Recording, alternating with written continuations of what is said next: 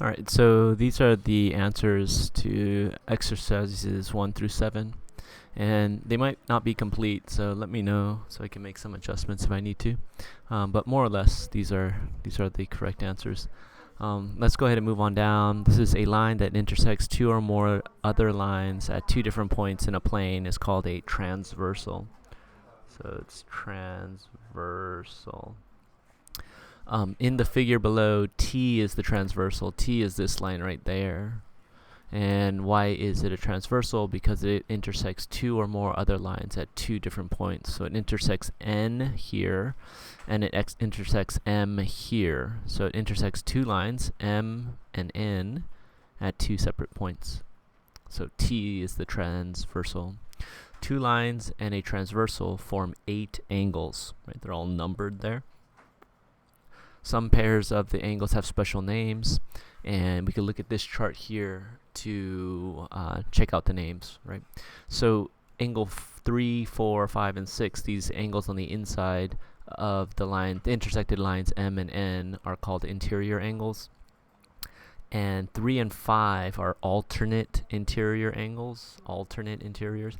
And then 4 and 6 are also alternate interior angles. And then 6 and 3 are called consecutive interior angles, and 4 and 5 are consecutive interior angles. So if they're on the same side, then they're consecutive. If they're on opposite sides of the transversal, they're alternate interior angles. And then we have 1, 2, 8, and 7, which are called exterior angles. They're on the outside. And then we have alternate exteriors, which would be 2 and 8, opposite sides of the transversal, and 1 and 7. And then we have corresponding angles, which is the ones that are on the same side of the transversal. So that'd be 1 and 8 and 2 and 7. Right?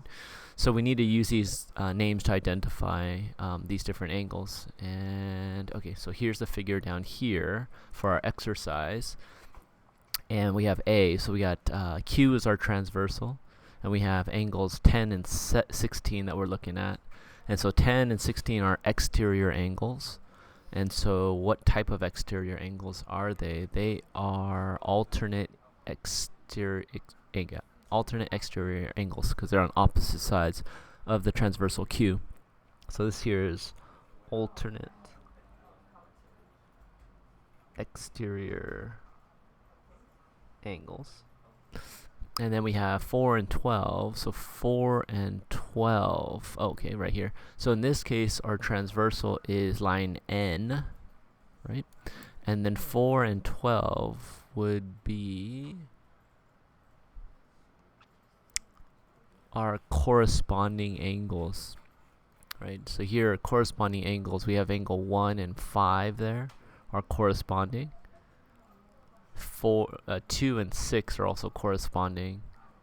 4 and 8 are corresponding, and then 3 and 7 are corresponding. So that's like same side of the transversal, and then both below the two lines that are above the two lines that it's transversing. So then we're over here, and we're looking at 4 and 12. It's these two guys. So that means N is our transversal, and those are corresponding because they're on both sides of the intersecting lines, right? So this is corresponding.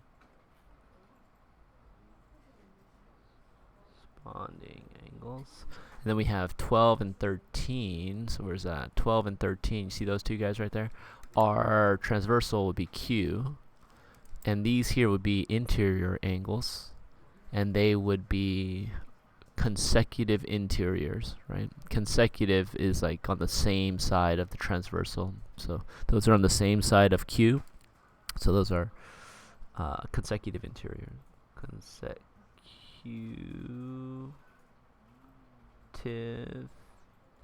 interior angles. And then we have 3 and 9. So 3 and 9 are here. Our transversal is N again. And these two guys are interiors, right? They're on the interior of the two intersected lines. And they're on opposite sides of the transversal. So that would be alternate interior angles. Alternate interiors. So you have alternate interior angles. Alright. So that's more or less how these naming conventions work, and then I'll show the answers to all of these in the beginning of the next video.